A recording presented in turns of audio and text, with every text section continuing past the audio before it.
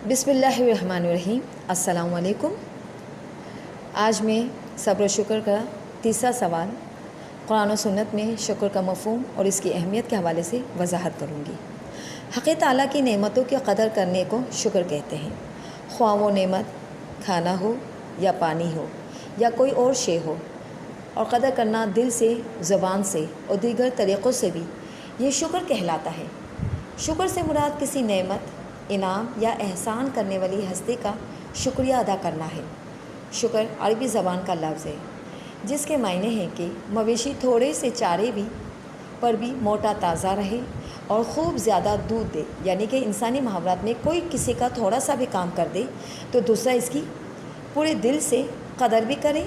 آگے دیکھا جائے تو احسانات اور انعامات اور عنایات کے حوالے سے اللہ رب العزت کی ذات بابرکت سب سے زیادہ شکر کی مستحق ہے۔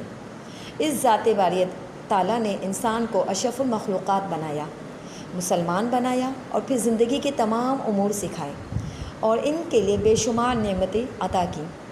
سب سے بڑی نعمت تو خود ہماری زندگی ہے۔ خالق کے مخلوق پر اتنے احسان ہیں کہ ان کا شمار نہیں کیا جا سکتا۔ ارشاد باری تعالیٰ ہے، اور اگر تم خدا کی نعمتوں کا شمار کرنا چاہو تو شمار نہیں کر سکتے۔ ارشاد باری تعالیٰ ہے، اگر تم خدا کی نعمتوں کا شکر ادا کرنا چاہو تو پوری طرح سے نہ کر سکو گے۔ جس ذات کے احسانات اتنے ہوں جس کا شمار بھی نہ کیا جا سکے، تو اس بندگی کا تقاضا یہی ہے کہ ہر لمحے ذات باری تعالیٰ کی شکر گزاری کی روش کو قائم رکھنا چاہیے۔ مزید یہ کہ انسان کو زندگی میں جب بھی کوئی شاندار کامیابی حاصل ہو، دشمن پر فتح حاصل ہو، تو اللہ کا شکر ادا کرے۔ امام غزالی رحمۃ اللہ علیہ فرماتے ہیں کہ شکر کے 3 درجے ہیں جن کا دار و مدار نیت پر ہے۔ پہلا، اللہ تعالیٰ کا صرف اس لیے شکر ادا کرنا کہ اس سے کوئی دنیاوی یا روحانی نعمت عطا کی۔ نمبر 2، اس کا شکر ادا کرنا کہ اس نے میرے حال پر توجہ کی اور مزید بھی فضل کرے گا۔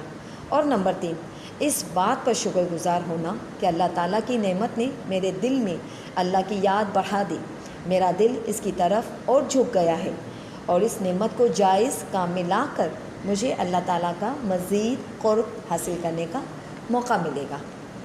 شکر کی اقسام بھی ہیں۔ شکر کی 2 قسمیں ہیں، پہلا اللہ کا شکر، دوسرا بندوں کا شکر۔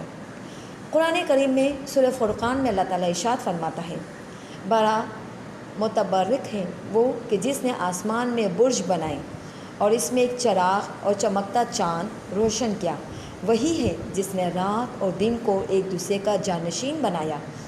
اس شخص کے لیے جو سبق لینا چاہے یا شکر گزار ہونا چاہے۔ تو اس طریقے سے یہ پتہ چلا کہ اگر انسان اللہ تعالیٰ کا شکر ادا کرتا ہے تو اللہ بھی اس پر اپنی نظر کرم کرتا ہے۔ سورہ بقرہ میں ارشاد ہوتا ہے کہ تم مجھے یاد رکھو، میں تمہیں یاد رکھوں گا، اور میرا احسان مانو، میری ناشکری مت کرو۔ حضور اکرم صلی اللہ علیہ وسلم نے فرمایا، جو انسان کا شکر ادا نہیں کرتا وہ اللہ کا بھی شکر ادا نہیں کر سکتا۔ تو گویا یہ ہوا ظاہر کہ یہ بندوں کا شکر اس لیے ہے کہ انسان ایک معاشرتی حیوان ہے اور باہمی تعاون ہی سے زندگی کے صحیح راہ پر چل سکتا ہے۔ دنیا میں ہر انسان کی گردن پر کسی نہ کسی انسان کے احسان کا بوجھ ہے، اس لیے اس پر واجب ہے کہ وہ اپنے محسن کے احسانات کا شکر ادا کرے۔ اظہار شکر کے 3 طریقے ہیں، قلبی یعنی دل سے شکر ادا کرنا، قولی یعنی زبان سے شکر ادا کرنا، اور عملی یعنی کہ اپنے عمل سے شکر ادا کرنا۔ قرآن پاک میں شکر کی تاکید بھی کی گئی۔ انسان ہونے کے ناطے ہمارے لیے لازم ہے کہ اللہ کی نعمتوں کو جانیں، پہچانیں اور اس کی عطا کی ہوئی نعمتوں میں مظاہرہ فطرت کو استعمال کرتے ہوئے اللہ تعالیٰ کا فضل تلاش کریں، اور اس کی دی ہوئی نعمتوں میں غور و فکر کر کے انسان اللہ کا شکر گزار بندہ بن جاتا ہے۔ ارشاد باری تعالیٰ ہے کہ یہ میرا رب کا فضل ہے تاکہ وہ مجھے آزمائے کہ میں شکر کرنا ہو یا کافر نعمت بن جاتا ہوں، اور جو کوئی شکر کرتا ہے اس کا شکر اپنے ہی سے مفید ہے، اور کوئی ناشکری کرے تو میرا رب بے نیاز اور اپنی ذات میں آپ بزرگ ہیں۔ ایک اور جگہ اللہ تعالیٰ ارشاد فرماتا ہے، ہم نے تمہیں زمین میں اختیارات کے ساتھ بسایا اور تمہارے لیے یہاں سامان زندگی فراہم کیا، مگر تم لوگ کم ہی شکر گزار ہوتے ہو۔ گویا کہ یہ ظاہر ہوا کہ زمین و آسمان کی ہر چیز اللہ تعالیٰ نے انسان کے لیے مسخر کر دی۔ اب یہ انسان کا کام ہے کہ وہ کس طریقے سے ان نعمتوں کو اپنے استعمال میں لاتا ہے اور اس کا شکر گزار بندہ بنتا ہے۔ پورا دن شکر میں شامل ہے۔ مسلمانوں کی زندگی شکر سے عبارت ہے۔ شریعت کی تمام احکامات اور عبادات کا اصل مقصد خدا کے شکر کا اظہار ہے۔ دین اسلام کی تقریباً ہر بات شکر کے دائرے میں آ جاتی ہے۔ پیغمبر علیہ السلام نے فرمایا، مومن کی حالت بھی عجیب ہوتی ہے، وہ جس حال میں بھی ہوتا ہے اسے خیر و بھلائی ہی سمیٹتا ہے، اور یہ مومن کے سوا کسی کو نصیب نہیں۔ اگر وہ تنگ دستی، بیماری اور دکھ کی حالت میں ہوتا ہے تو صبر کرتا ہے، اور خوشحالی کی حالت میں ہوتا ہے تو شکر کرتا ہے، اور یہ دونوں حالتیں اس کی بھلائی کا سبب بنتی ہیں۔ شکر سے نعمتوں میں اضافہ بھی ہوتا ہے۔ دیکھیں، روزمرہ زندگی میں یہ عام مشاہدہ ہے کہ اگر کوئی شخص اپنے محسن کا شکر ادا کرتا ہے تو محسن پہلے سے بڑھ کر اسے نوازتا ہے۔ جب مخلوق کا یہ حال ہے تو خالق کائنات تو تمام انسانوں سے بڑھ کر ہے، اپنے بندوں کو اعمال کی قدردانی کرنے والا ہے۔ اگر کوئی بندہ اس کی نعمتوں کو شکر ادا کرتا ہے تو وہ اس پر انعام و اکرام اور رحمت کی بارش کر دیتا ہے۔ قرآن کریم میں ارشاد ہوتا ہے، اگر تم شکر کرو گے تو میں تمہیں اور زیادہ دوں گا۔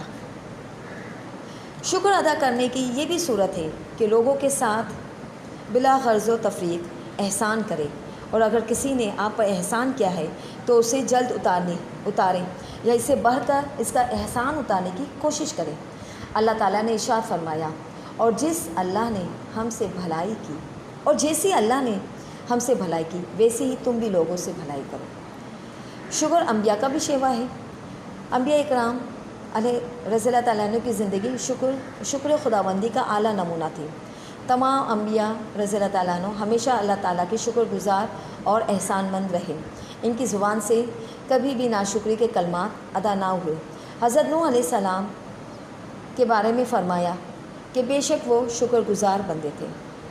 اس طریقے سے امید ہے کہ آپ کو میرا یہ شکر کا مفہوم اور اس کی اہمیت اچھی طریقے سے سمجھ میں آ گئی ہوگی۔ شکریہ۔